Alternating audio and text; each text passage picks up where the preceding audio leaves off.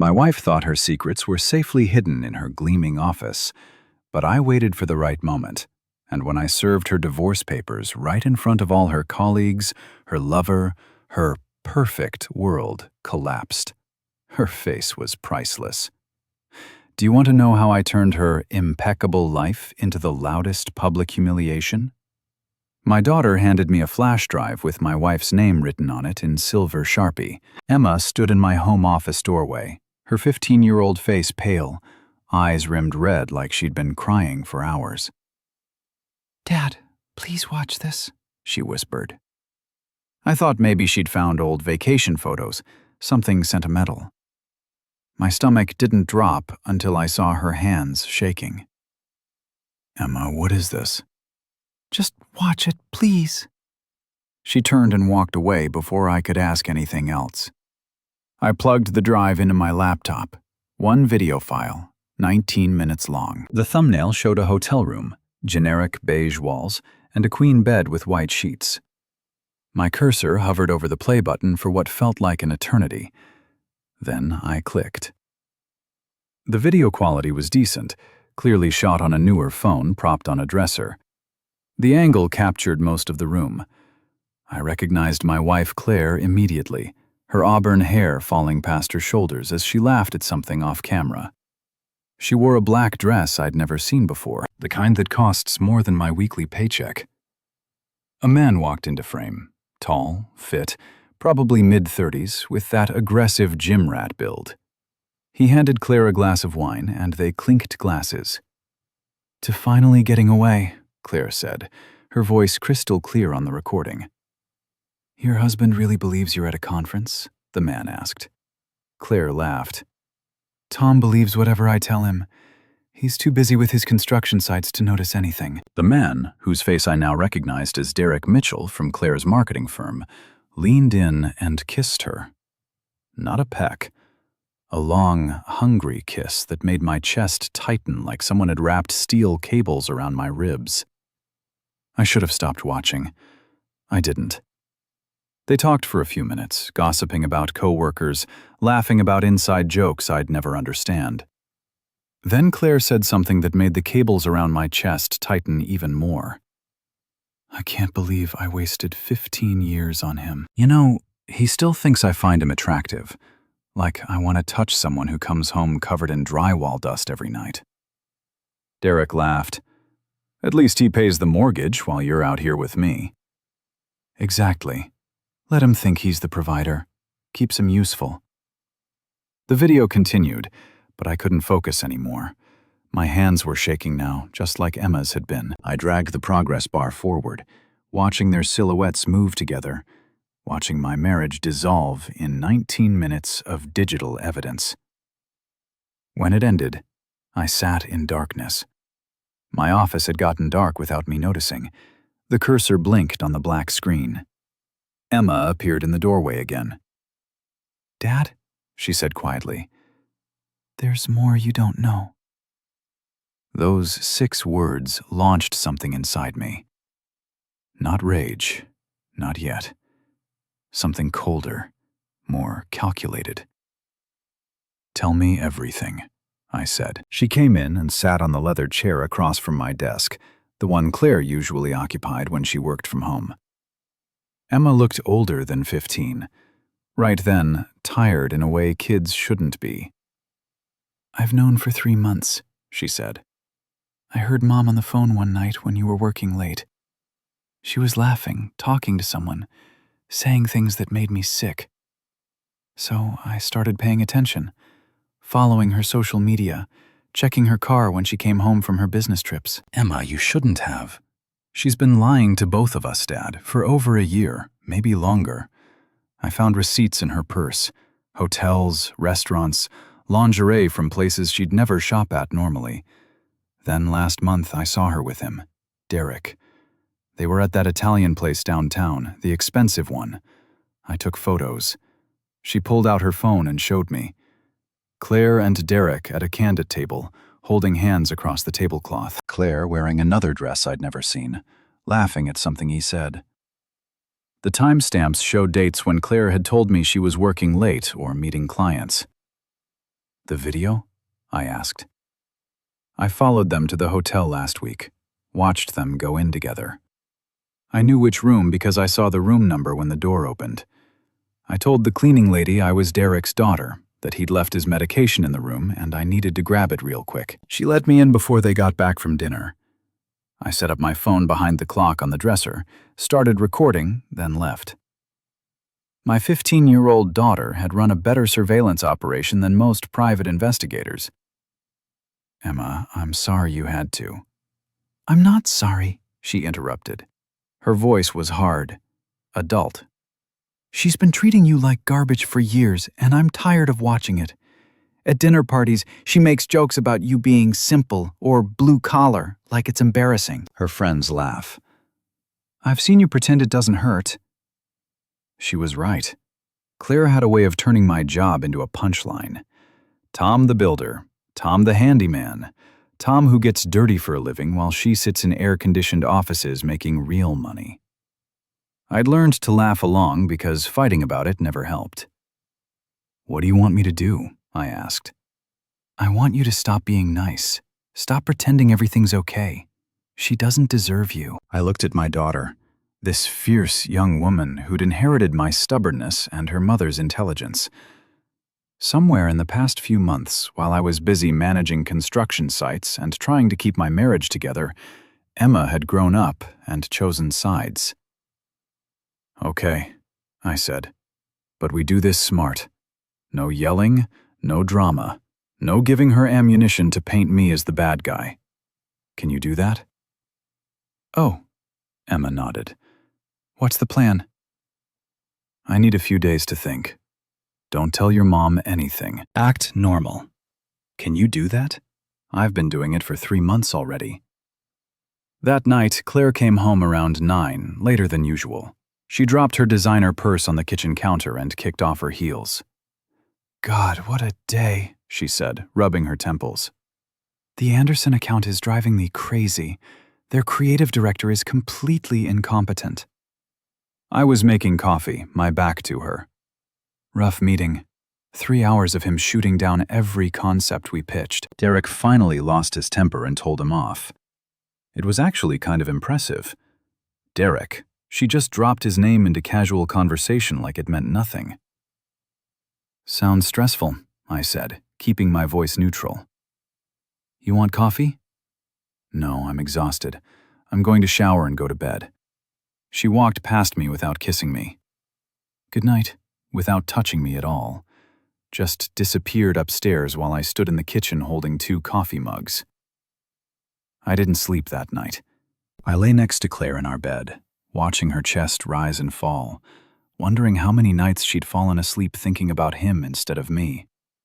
Wondering when exactly I'd become the useful idiot who paid bills while she played house with someone else. The next morning, I started making calls. First call went to Jack Brennan, a lawyer I'd worked with on commercial projects. We'd grabbed beers a few times, talked about sports and life. He was good people. Jack, I need a divorce attorney. Best one you know. There was a pause. Tom, man, I'm sorry. What happened? Rather not get into it over the phone. Can you recommend someone? Patricia Vance. She's brutal, fair, and doesn't lose. I'll text you her number. Second call went to my bank. I opened a separate account and rerouted my direct deposit. Not all of it, just enough that Claire wouldn't immediately notice, but enough that I'd have resources if things got ugly. Third call went to my buddy Kyle from the construction company. Kyle did side work as a process server. I need someone followed. I told him discreetly, just confirming patterns, getting solid evidence. How solid we talking? Courtroom solid. Give me a week. I went to work that day like nothing had changed. Managed my sites, dealt with subcontractor drama, reviewed blueprints. Nobody would have guessed my entire world had shifted on its axis. Emma texted me around noon. Mom just called, says she's working late again tonight. Want me to track her? No, I texted back. Let her think we're clueless. I've got professionals handling it now. That evening, I made dinner for Emma and myself. Spaghetti with meatballs, her favorite. Claire had texted saying she'd grab something at the office. Is this weird? Emma asked, twirling pasta on her fork. Pretending everything's normal. It's strategic, I said. Your mom's smart. If we tip her off before everything's in place, she'll lawyer up, move money around, build her own case. We need to be smarter. When did you get so calculating? I've always been calculating. Your mom just assumed I was too dumb to notice things. People make that mistake about guys like me. We work with our hands, so they think we don't work with our brains. Emma smiled, the first real smile I'd seen from her in days. She's going to be so surprised. Kyle called 4 days later. You were right, he said. Tuesday and Thursday nights like clockwork. Same hotel downtown, the Marriott on 6th. They check in around 7 o'clock, check out around 11 o'clock. Very comfortable, very routine. I've got photos, timestamps, license plates, the whole package. Anything else? Yeah, they grabbed dinner before the hotel yesterday. That Italian place, Giovanni's. Walked in holding hands like they didn't have a care in the world. I got video of that, too. Send me everything. That night, I sat in my office reviewing Kyle's evidence. Photos of Claire and Derek entering the hotel together. Photos of them at dinner, laughing, touching, acting like a couple who'd been together for years. Timestamps that matched up perfectly with nights Claire had told me she was working late or meeting clients. I felt weirdly calm looking at it all. The initial shock had worn off. Now I was just methodical, collecting pieces, planning moves.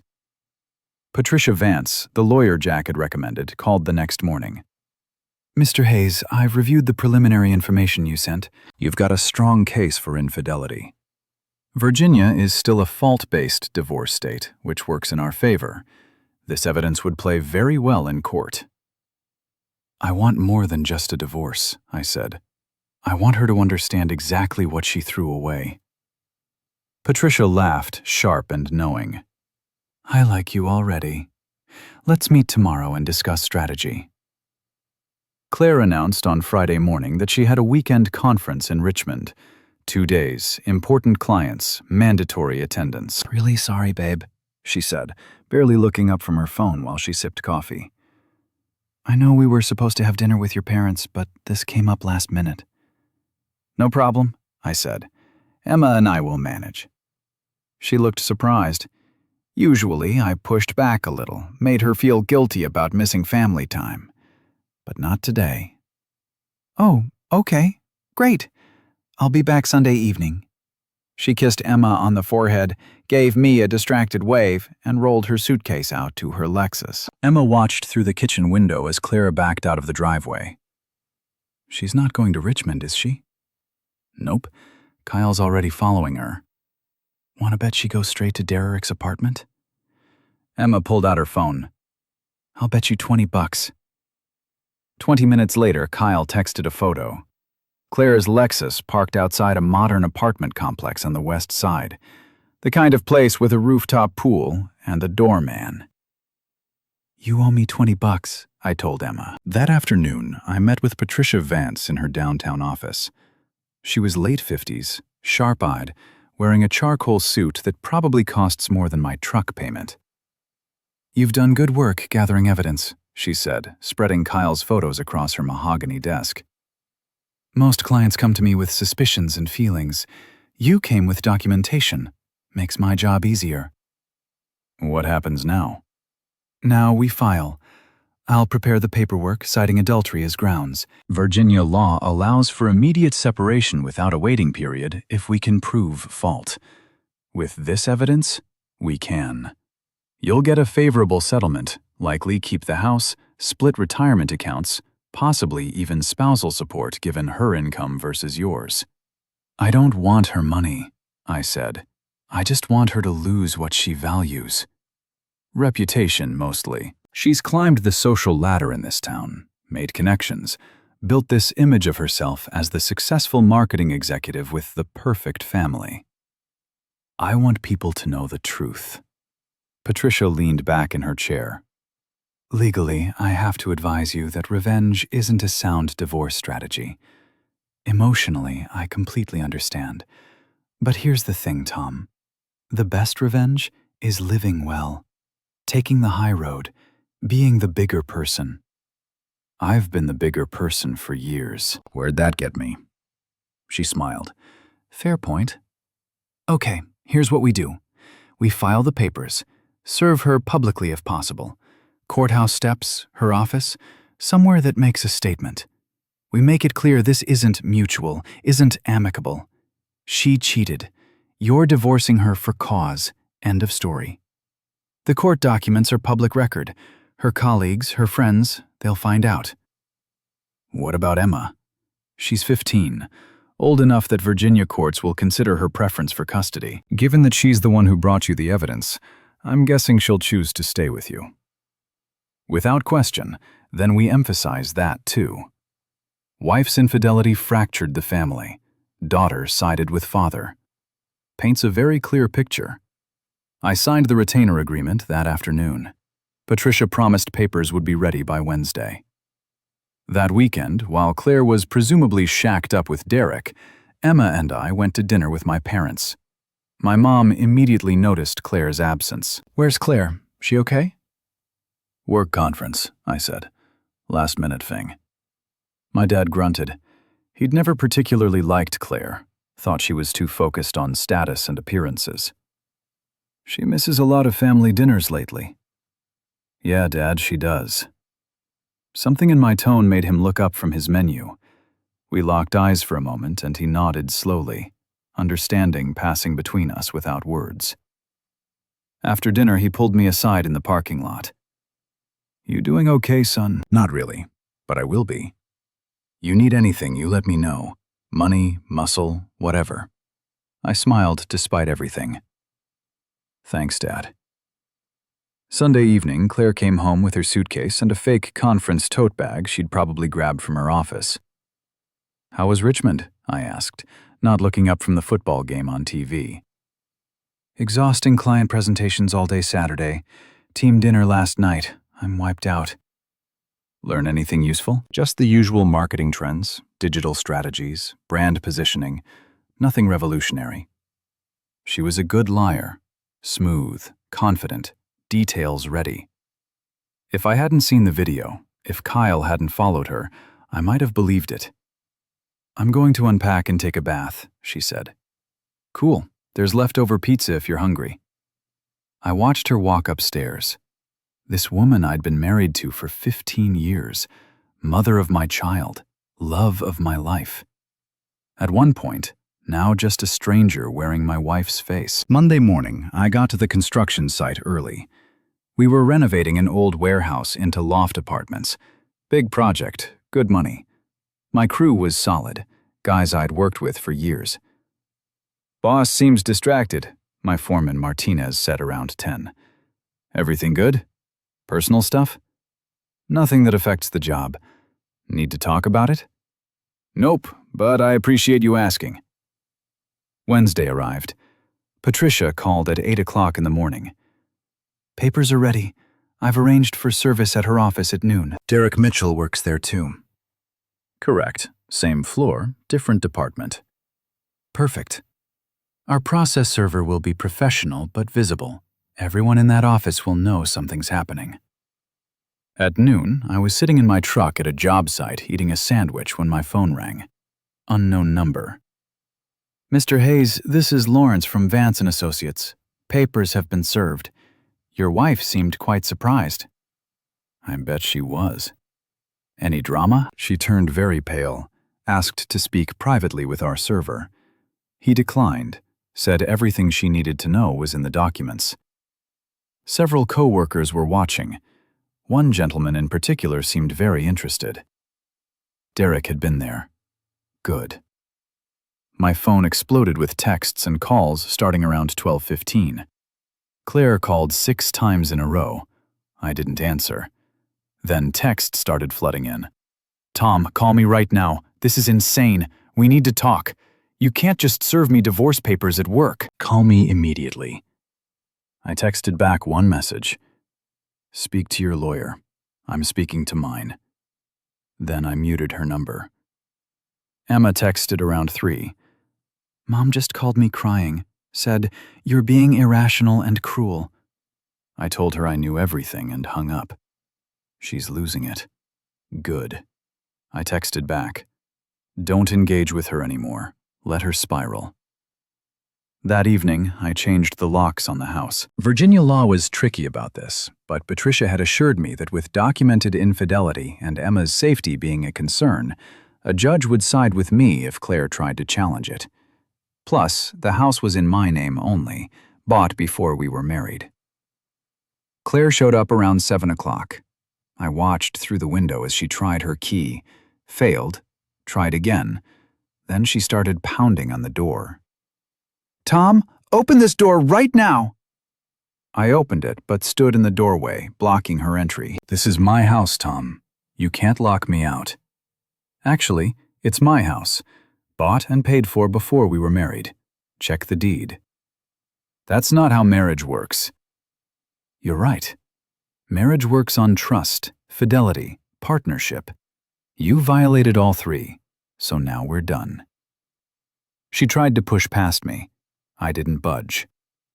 "I need my things." "I'll have them packed and delivered. You can stay at Derrick's place. Heard he's got a nice apartment on the west side." Her face went white. "How did you—" "I'm a construction manager, Claire. I understand foundations, structure, load-bearing walls. I also understand when someone's been undermining everything I've built. You got sloppy, lazy, started thinking I was too stupid to notice. Tom, please, can we just talk about this like adults?" "We're way past talking. You wanted to evaluate whether I was still worth your time. Well, evaluations go both ways. You failed badly." Emma appeared behind me in the hallway. "Hi, Mom," she said coldly. Claire looked at her daughter, saw the hardness in Emma's eyes, and something broke in her expression. "Emma, honey, this is between your father and me. This doesn't involve you." "I'm the one who gave him the flash drive," Emma said.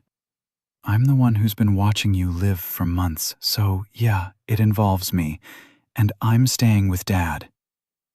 "You can't turn my own daughter against me." "I didn't turn her against you," I said. "You did that yourself. Now leave before I call the police for trespassing."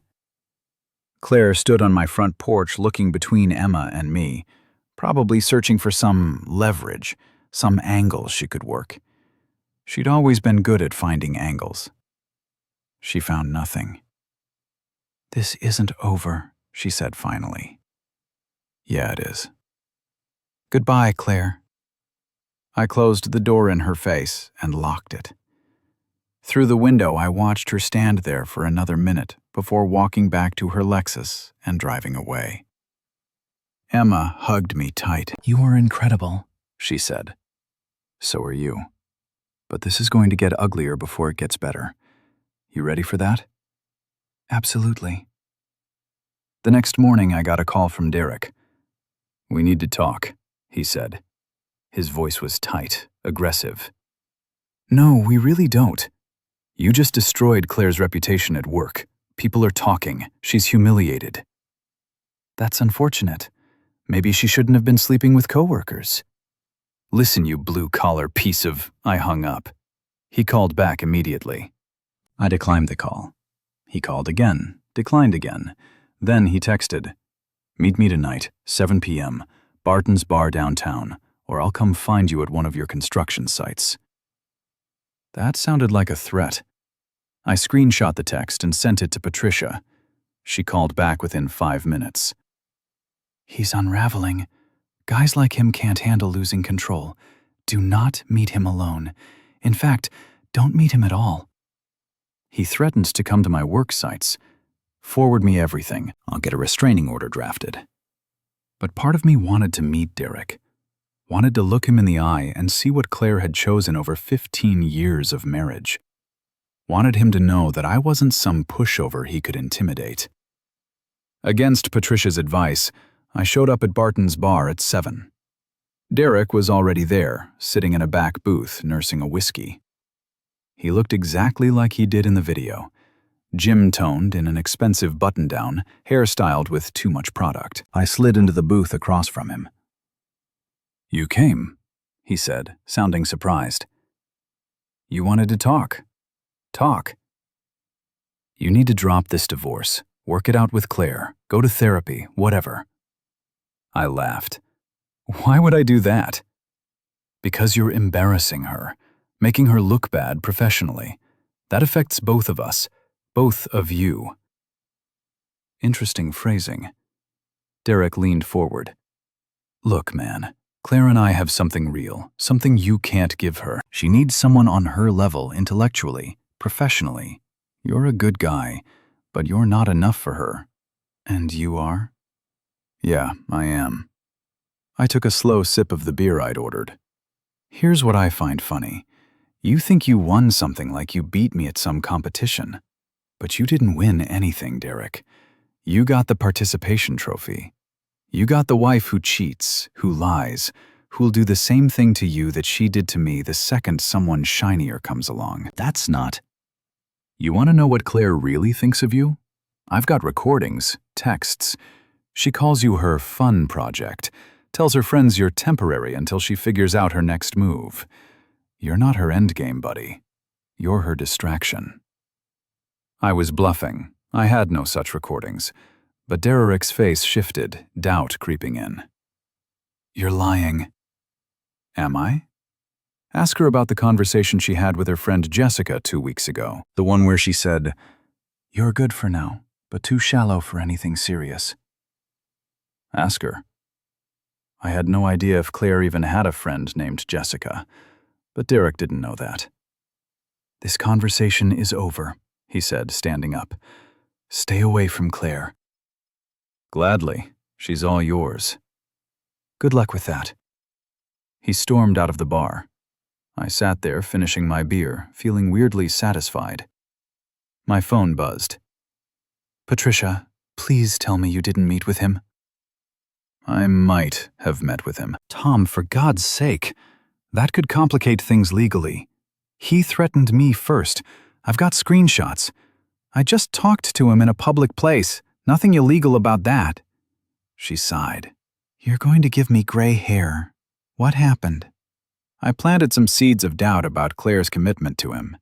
Figured I'd let them destroy each other without me having to do anything. Patricia was quiet for a moment. "That's actually kind of brilliant.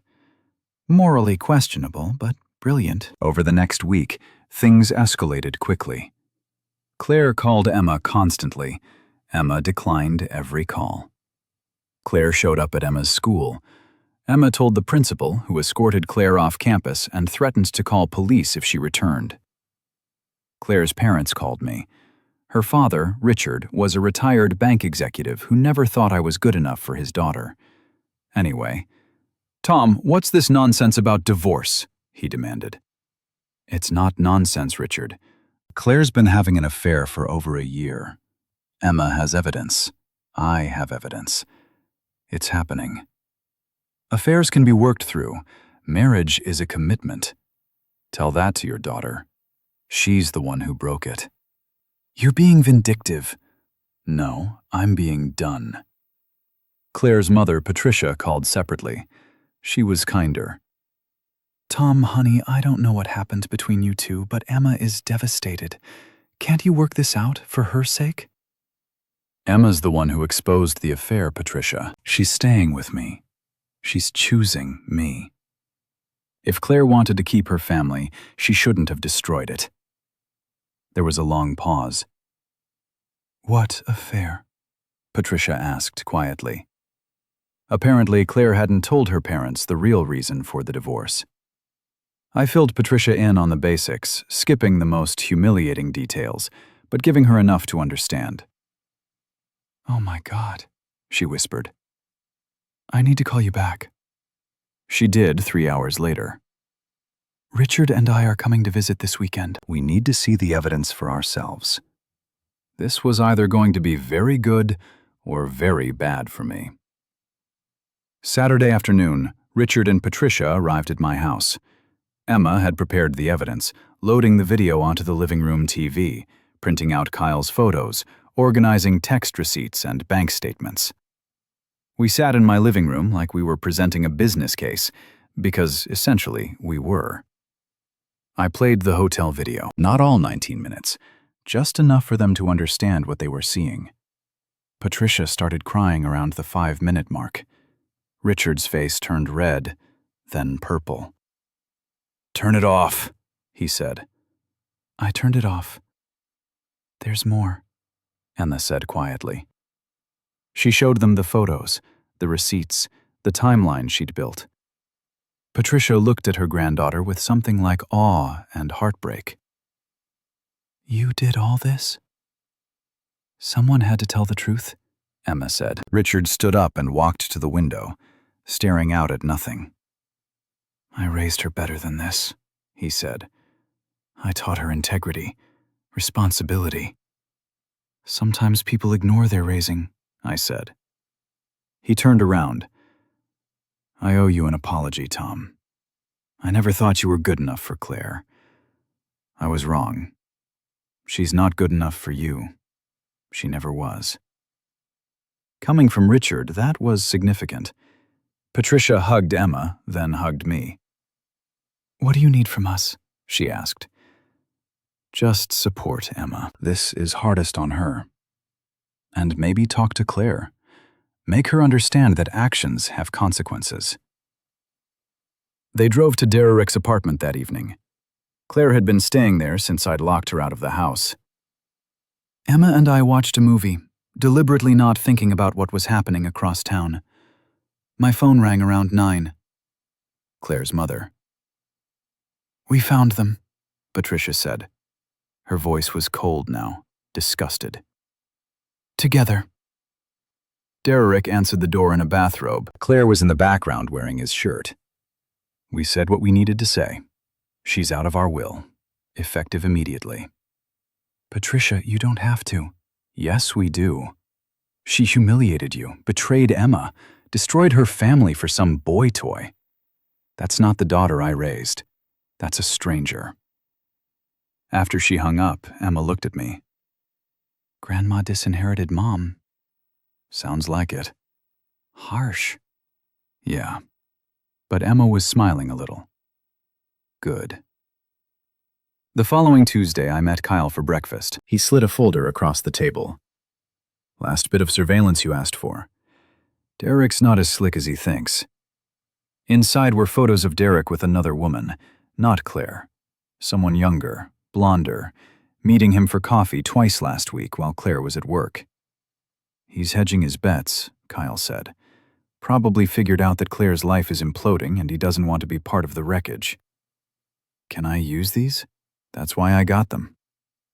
I sent the photos to Claire with a simple text. "Thought you should know what you threw everything away for." She didn't respond for 6 hours. "Then you're cruel." "No," I texted back. "I'm honest. There's a difference." The divorce mediation was scheduled for a Thursday morning. Patricia Vance had prepared me thoroughly. "She'll try to paint herself as the victim. Patricia said she'll claim you were emotionally distant, worked too much, didn't appreciate her. Classic cheater's playbook. Don't take the bait. Stay calm. Stick to facts." Claire showed up with a lawyer, some guy named Brandon, who looked fresh out of law school and already outmatched. Brandon was probably cheap, which meant Claire's finances were already tight. We sat across a conference table, mediator at the head. Claire looked terrible. Hair pulled back, minimal makeup, wearing a plain blouse instead of her usual designer wardrobe, playing the struggling wife angle. The mediator, an older woman named Mrs. Cho, reviewed the case basics. "Mr. Hayes is seeking divorce on grounds of adultery. Mrs. Hayes, do you dispute this claim?" Claire's lawyer jumped in. "My client acknowledges that marital difficulties occurred, but we contest the characterization that I have video evidence," I said calmly. 19 minutes, plus photographs, witness statements, and a timeline spanning 14 months. "Would you like to see it?" Brandon looked at Claire. She shook her head. "The adultery occurred," Brandon admitted. But we're asking for an equitable settlement regardless. Mrs. Hayes contributed significantly to the marriage, supported Mr. Hayes's career, maintained the household. I maintained the household, I interrupted. I bought the house before we married. I paid the mortgage, utilities, property taxes. My income supported our lifestyle, while Claire's income went to her personal expenses. Credit card statements proved that. Patricia slid documentation across the table. Brandon's face fell as he reviewed it.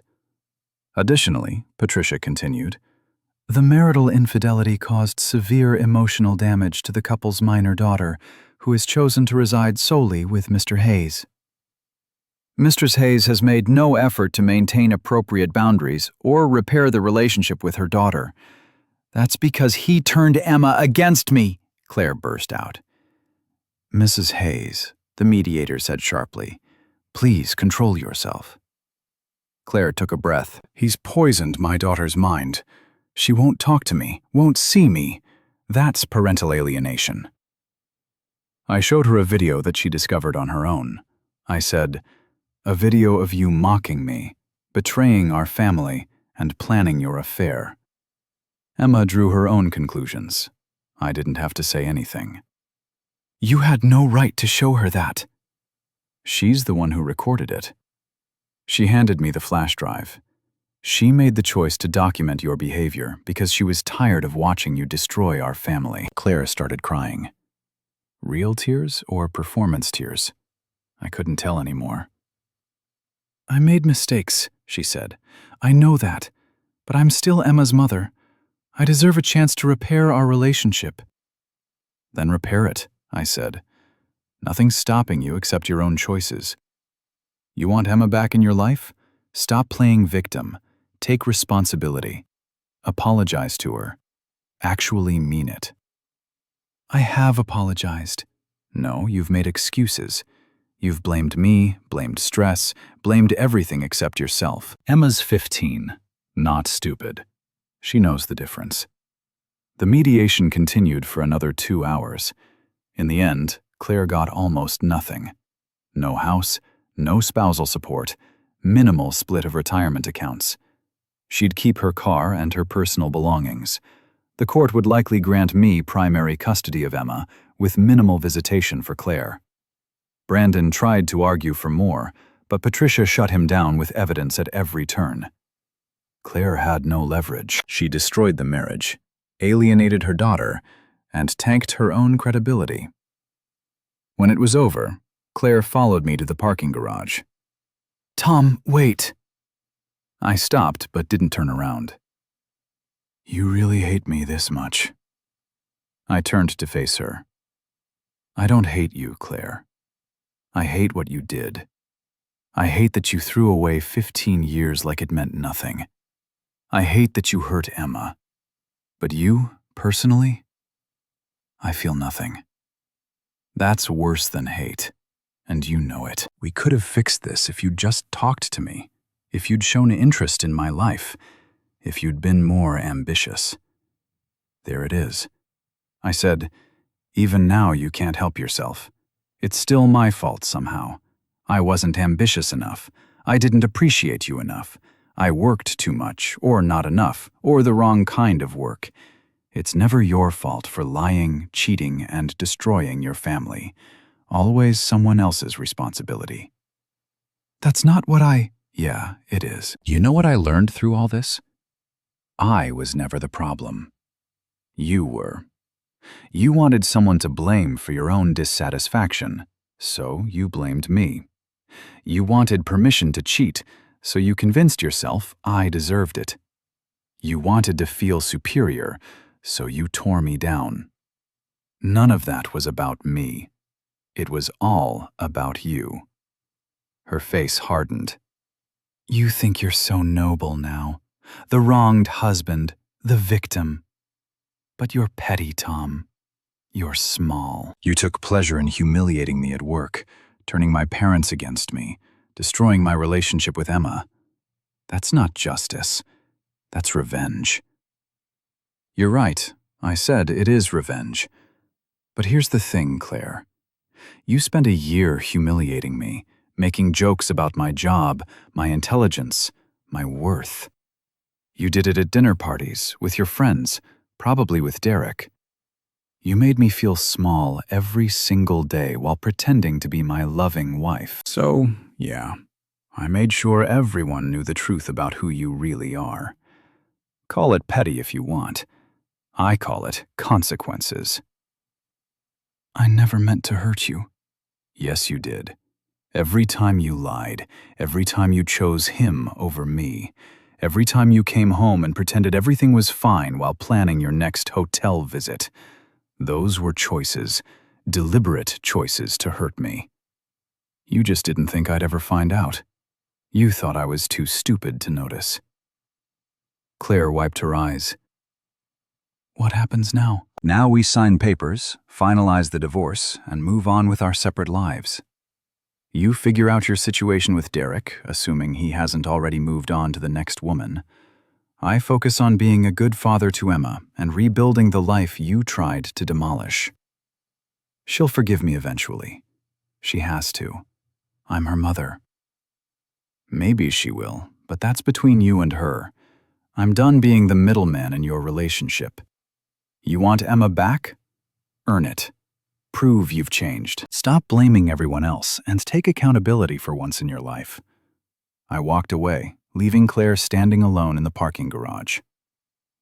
That evening, Emma and I ordered Chinese food and watched a comedy special. Normal, mundane, comfortable.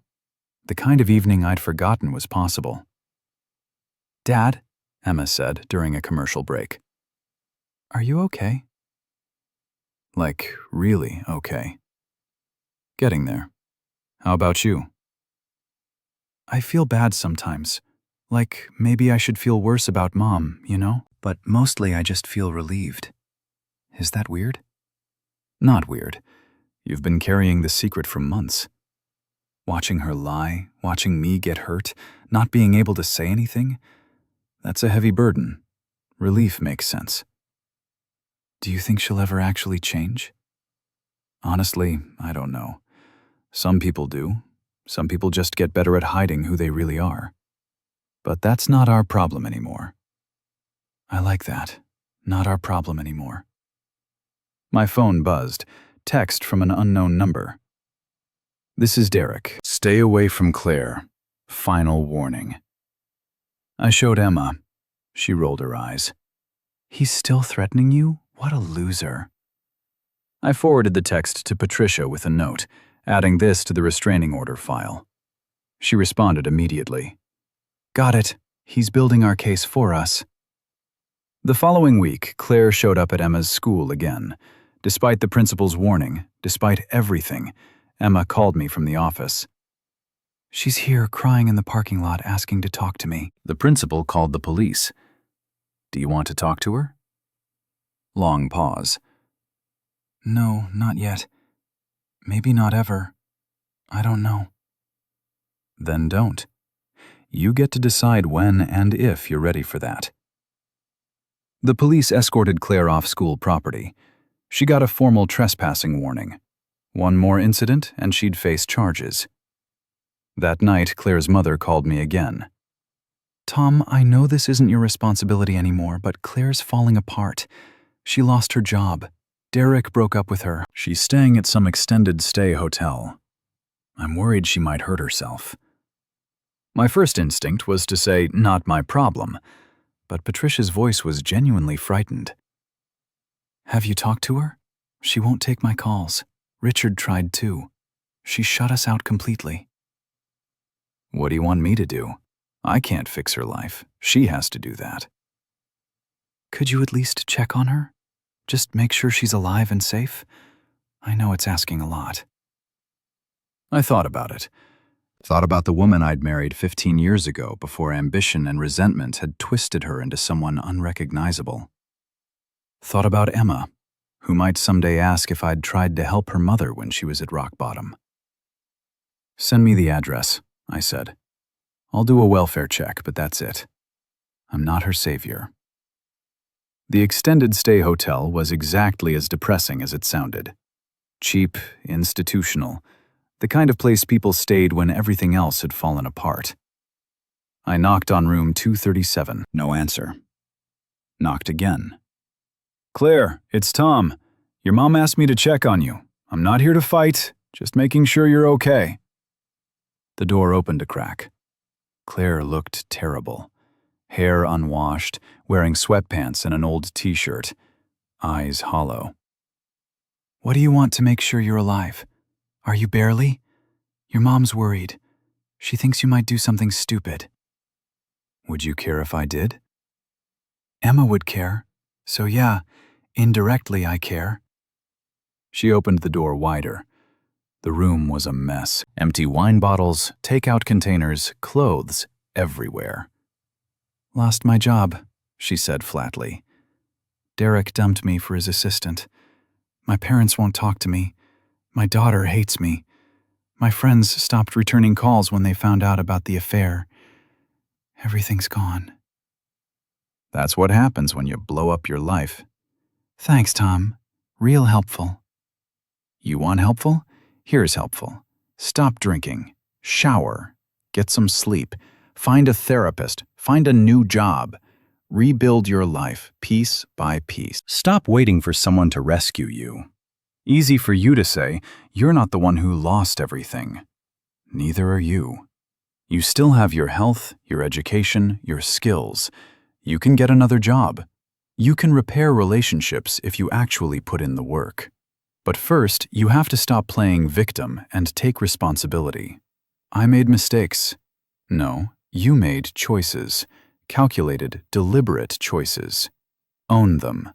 Stop calling them mistakes like they were accidents. Claire sat down on the bed, crying again. "I ruined everything." "Yeah, you did." "How do I fix it?"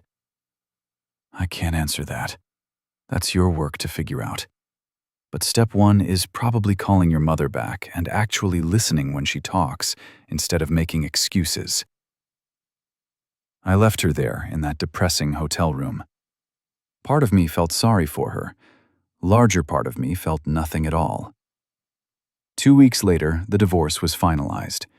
I signed papers in Patricia's office. Claire signed separately with her lawyer. We didn't see each other. The judge granted me primary custody of Emma, gave Claire supervised visitation rights pending family therapy. "It's done," Patricia said, shaking my hand. "You're officially divorced." "How do you feel?" "Lighter. Like I've been carrying weight I didn't realize was there." "Good. Now go live your life. Be happy. That's the real victory." Emma was waiting when I got home from work that evening. She'd made dinner spaghetti again and set the table for 2. "Celebrating?" I asked. "New beginning?" She said, "Feels like we should mark it somehow." We ate dinner together, talking about her classes, her friends, normal parent-teenager stuff. No drama, no lies, no hidden agendas. After dinner, Emma's phone buzzed. She checked it, and her expression shifted. Mom texted. "Says she's been going to therapy. Wants to know if I'd be willing to do family counseling with her. No pressure, just asking." "What do you think?" "I don't know. Part of me wants to tell her to forget it. Part of me thinks maybe I should try. She is my mom, even if she's terrible at it." "You don't have to decide right now. Think about it. Talk to your own therapist about it. Whatever you decide, I'll support you." Emma nodded. "Thanks, Dad." "For what?" "For not being like her. For being honest, even when it was hard. For letting me make my own choices. That's just called being a parent." "Yeah, well, you're good at it." Later that night, after Emma had gone to bed, I sat on the back porch with a beer. The neighborhood was quiet. Trees rustling in the breeze, stars visible through gaps in the clouds. My phone buzzed. Text from Derek. "You won. Happy. You destroyed Claire's life. Hope you're proud." I typed back. "I didn't destroy anything. She did that herself. I just stopped pretending it wasn't happening." He didn't respond. Another text came through, this one from Claire's number. I'm sorry for everything. I know that doesn't fix anything, but I needed to say it. Tell Emma I love her. I didn't respond to that one either. Some things don't deserve responses. I finished my beer and went inside. Emma was in the living room, supposedly doing homework, but actually on her phone. Your mom texted me, I said. Says she's sorry. Says she loves you. Emma didn't look up. Cool. You can respond if you want, or not. Your call. I'll think about it. That weekend, Kyle called with interesting news. Thought you'd want to know. Derek got promoted, VP of Digital Strategy. Guess sleeping with the boss's daughter has its perks. Claire's boss? Yep. Turns out Derek's been working multiple angles. Claire was just one of them. Guy's a professional ladder climber. I laughed. Claire really knows how to pick them. She's working retail now, by the way. Saw her at the mall yesterday. Looked miserable. That's tough. You don't sound very sympathetic. I'm not. She made her choices. Now she's living with them. 3 months later, Emma agreed to do family therapy with Claire. Not because she'd forgiven her, she said, but because her therapist thought it might help with closure. I drove Emma to the first session and waited in the parking lot. When she came out an hour later, her eyes were red, but she seemed okay. How'd it go? Weird. Mom cried a lot, apologized. I mostly just listened. The therapist says we'll need a lot of sessions before we can have an actual relationship again. If we even want one. Do you want one? I don't know yet. Maybe eventually, but not like before. I can't trust her like I used to. That's fair. Over the next few months, life settled into a new normal. Emma continued therapy with Claire, slowly rebuilding something that resembled a mother-daughter relationship. I focused on work, picked up a few new projects, even started dating someone from my gym. Nothing serious, just coffee and conversation. But it felt good to remember I could connect with someone. Claire got an apartment, kept her retail job, apparently stayed in therapy. She and Emma had supervised visits once a week. Slowly, carefully, they were finding their way back to each other. I didn't see Claire except in passing when dropping Emma off for visits. We didn't speak. There was nothing left to say. One evening, about 6 months after the divorce was finalized, Emma came home from a visit with Claire looking thoughtful. Mom asked if you'd ever forgive her. What did you tell her? That it wasn't up to me, that you'd have to answer that yourself? What do you think I should say? Emma shrugged. I think forgiveness is complicated. I don't know if I've forgiven her. I'm trying to have a relationship with her, but that's different. Maybe forgiveness comes later. Or maybe it doesn't. Maybe some things are just too big to forgive completely. When do you get so wise? When my mom cheated on my dad and I had to grow up fast. I'm sorry you had to do that. I'm not. I mean, I'm sorry it happened, but I'm not sorry about who I became because of it. I'm stronger now, more aware. I don't trust people blindly anymore. That's probably a good thing. Yeah, it probably is. A year after the divorce, I was at a work site when I saw Claire across the street. She was walking with Emma, both of them carrying shopping bags, apparently having spent the afternoon together. Emma was laughing at something, Claire said. They looked comfortable together, not like they used to, but like they were building something new. Claire saw me watching. She raised her hand in a tentative wave. I nodded back. Not friendly, not hostile, just acknowledgement. That night, Emma told me about her day. Mom's doing better. She's got a new job, assistant manager at a bookstore. Says she likes it better than marketing. Less stressful, more genuine. That's good. She asked about you, if you were seeing anyone, if you were happy.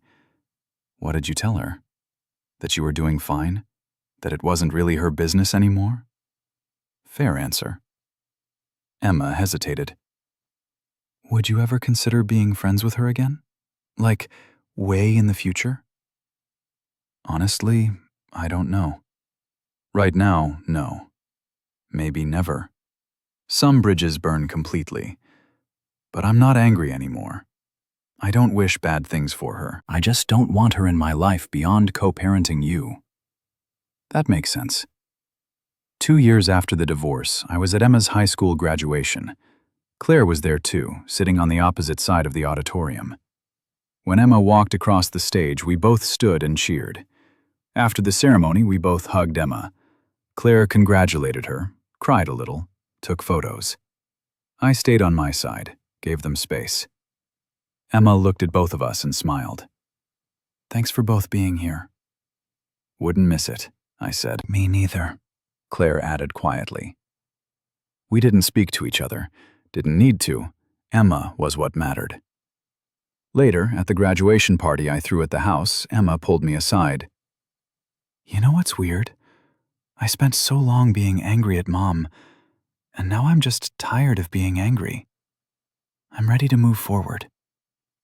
That's healthy, but I'll never forget what happened. I'll never trust her the same way. Is that okay? It's more than okay. It's smart. Trust is earned, not automatic, even with family. Did you ever trust anyone again after Mom? I'm learning to. It takes time, but yeah, I think I will. Good. You deserve to be happy, Dad. So do you. That night, after everyone had gone home and Emma was asleep, I sat in my office looking at the flash drive Emma had given me 2 years ago, the one that had started everything. I'd kept it as a reminder, not of betrayal, but of the moment I decided to stop accepting less than I deserved. The moment I'd chosen myself, chosen Emma, chosen truth over comfortable lies. I took the flash drive and threw it in the trash. I didn't need reminders anymore. Some people asked if I regretted how I'd handled everything, if I wished I'd been kinder, more forgiving, less aggressive in exposing Claire's affair. The answer was no. Claire had spent a year making calculated choices to betray our family. She'd mocked me, lied to me, used me for financial stability while building a life with someone else. When I found out, I'd made my own calculated choices. I'd exposed the truth, protected my daughter, and refused to let Claire rewrite history to make herself the victim. Was it revenge? Sure. But it was also justice. It was refusing to be gasoline for someone else's lies. It was teaching my daughter that actions have consequences and that self-respect matters more than keeping the peace. Claire lost her job, her reputation, her family's support, her relationship with Derek, and almost lost Emma. Those were consequences of her choices, not my vindictiveness. Did I take satisfaction in watching her world crumble? At first, yes, absolutely. After months of feeling small and stupid and inadequate, there was satisfaction in proving I wasn't any of those things, in showing everyone who'd laughed at her jokes about me being blue-collar or simple that I was smart enough to catch her, document everything, and execute a perfect strategic dismantling of her comfortable lies. But the satisfaction faded. Eventually, I just felt empty where Claire used to be. Not sad, not angry, just empty. And then, gradually, I filled that empty space with better things. Time with Emma, new projects, new relationships, self-respect. 3 years after the divorce, Emma was preparing for college. Claire had worked her way up to store manager at the bookstore. We'd achieved what the therapist called parallel parenting. We communicated about Emma through text, showed up for school events without drama, split costs and decisions efficiently. We were never going to be friends. The betrayal had cut too deep for that. But we'd found a way to exist in the same orbit without destroying each other. That was enough. One afternoon, Emma and I were packing boxes for her dorm room. She held up an old photo from her 13th birthday party, back when we'd all been together and happy, or at least pretending to be. You think Mom ever really loved you? Emma asked. Yeah, I think she did once. I think somewhere along the way she stopped and didn't know how to tell me, or didn't want to, because it was easier to keep me around as the stable option while she looked for something more exciting. That's sad. It is, but it's also okay. People change. Feelings change. The problem wasn't that she fell out of love. The problem was that she lied about it and destroyed our family instead of being honest. If she'd been honest from the start, would you have let her go? Probably. It would have hurt, but yeah, I'd rather someone leave me honestly than stay and betray me.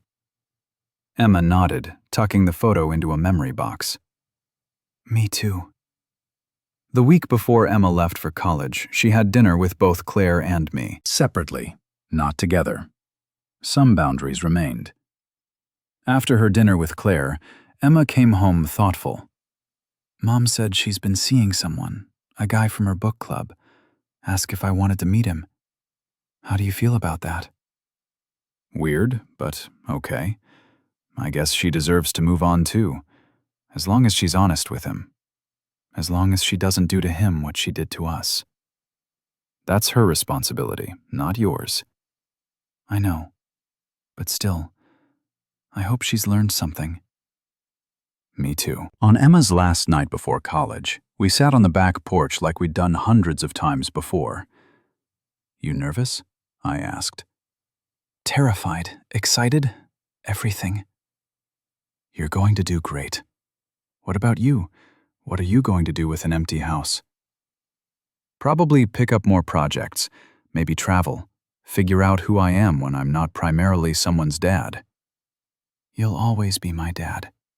I know, but you're growing up, moving on. That's good. That's what's supposed to happen. Emma leaned against my shoulder. Thanks for everything, Dad. For protecting me, for being honest, for showing me what integrity looks like. You made it easy. You're a good kid, Em. I learned from the best. We sat there as the sun set, father and daughter, survivors of a family that had imploded and reformed into something different but functional. Claire had taken everything she valued and gambled it on a man who'd never valued her at all. She'd lost catastrophically. She was rebuilding now, slower and humbler, learning lessons that most people figured out earlier in life. I'd lost my marriage, but gained clarity. Lost my wife, but kept my daughter. Lost the illusion of a perfect family, but gained authentic relationships built on honesty instead of performance. In the end, everyone got what they'd earned. Claire earned consequences. Emma earned freedom from lies. I earned peace. Was it the ending I'd imagined when I married Claire 15 years ago? No, but it was the ending that the truth demanded. And truth, I'd learned, was always better than comfortable fiction. The flash drive Emma had handed me that day hadn't just exposed an affair. It had exposed what our family had really been. A structure built on lies, sustained by my willingness to ignore red flags, collapsing under the weight of Claire's selfishness. Some people survived that collapse and rebuilt together. We hadn't. We'd rebuilt separately, parallel lives that occasionally intersected for Emma's sake. That was okay. Not every story gets a reconciliation. Not every betrayal deserves forgiveness. Sometimes the best ending is simply walking away with your dignity intact and lessons learned. I'd walked away. I'd kept my dignity. I'd learned my lessons. And in doing so, I'd won. Not because Claire had lost everything, though she had, but because I'd refused to lose myself in the process of losing her. That was the real victory. Not revenge, not vindication, not watching her suffer.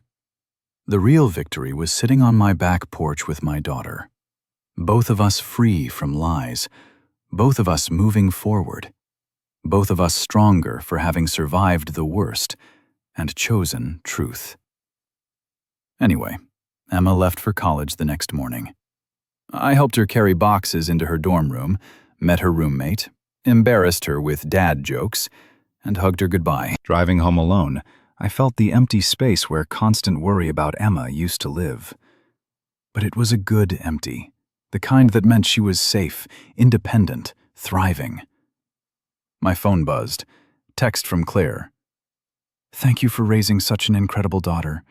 I know I don't deserve credit for that anymore, but thank you."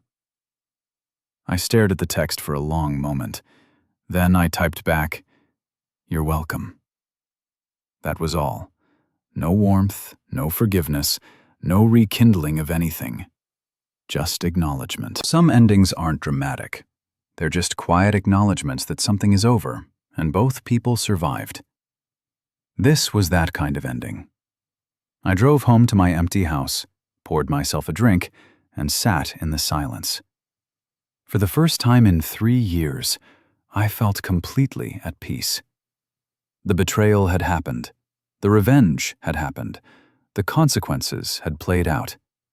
Now there was just life, moving forward, building something new from the wreckage of something old. Claire would have her story, whatever version she told herself to justify everything. Emma would have her story, shaped by hard lessons learned too young. I had my story, the one where I'd refused to be the fool Claire had tried to make me. None of our stories would match perfectly. That was fine. Truth was like that sometimes, fragmented and personal. But my story ended here, in this moment, in this silence, with peace finally settling into the spaces where pain used to live. I'd loved Claire once. She'd destroyed that love systematically and deliberately. I'd responded by dismantling the comfortable lie she'd built and forcing everyone to see the truth. Was I proud of that? Yes. Would I do it differently if I could go back? No. Every choice I'd made had been calculated to protect Emma and myself from someone who'd proven she couldn't be trusted. The affair hadn't been the problem. The lying had been the problem. The mockery, the manipulation, the year of systematic betrayal while pretending to be my partner. That had been the problem. And I'd solved it the only way that made sense, with truth, exposure, and consequences. Some people called that revenge. I called it accountability. Either way, it was over now. Claire's life was her own responsibility. Emma's life was becoming her own story. My life was finally, genuinely, completely mine.